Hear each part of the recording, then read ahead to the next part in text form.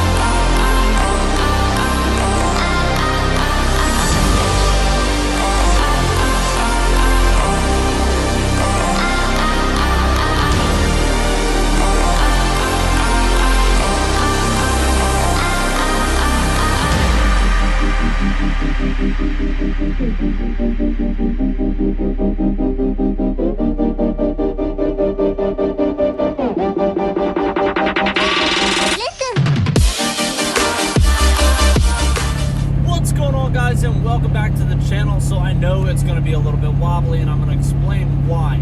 So my wife, my daughter, and I were driving up to our cabin in New York, and we're up near Mansfield, Pennsylvania. I'm not sure if any of you guys know where that is, but once I hit 70 miles per hour, my truck is just going bonkers. It's like, I can't tell if it's just a vibration in the wheels or whatever the situation is, something in the dash. If I accelerate, you guys might be able to hear it. Yeah, that, not, this truck will get the hell out of my way. You guys will start to hear like this really weird noise.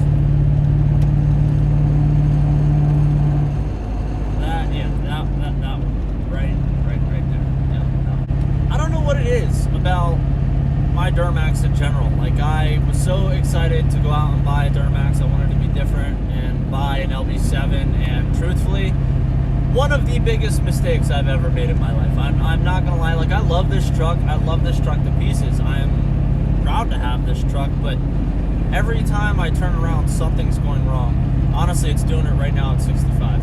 Feel that?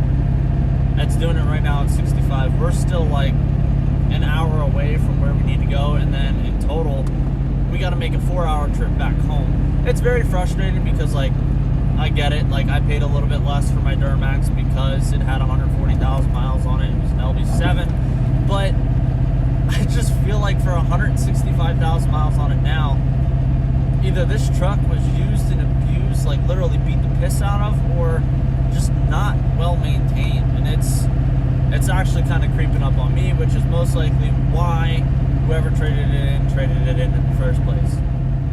But we're going to try to make the most of this weekend and have a good time. We recently just picked up another four-wheeler, which I will show you guys when we get up there. But I don't know. I really think it's time to start heavily Duramax shopping, despite what my wife says. Her Jeep is pretty much done. The fenders just need to be finished, which I have one of them on. So basically, at that point, I think it's time that I treat myself to a newer truck. Well, we made it. We didn't go above 65 from Mansfield all the way up here, but we are here. All right, guys, it is the next day. We are heading to the lake right now. It's the main reason why we came up here, was to take the boat out so we could just have a good time out in the Finger Lakes. Noah, you are some type of special autist. Just tell me what it is. Can you see laser, baby? Woo! She says, God dang it. Good save, good save. She's giggling. Good save, good save. Woohoo!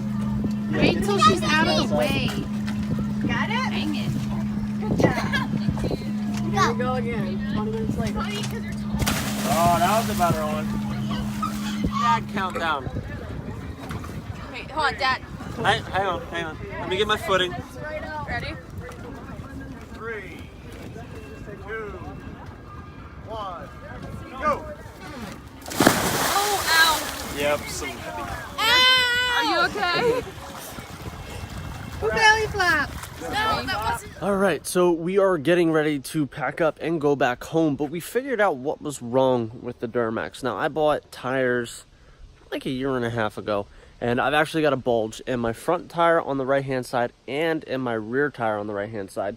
But for some reason, it didn't act up till like 70 miles per hour, but it was shaking the whole truck. So I'm just gonna have to get new tires. But in the same token, like I said in the beginning of the video, I'm still looking to replace this truck. As much as I like it, I hate it at the same time, which is really unfortunate.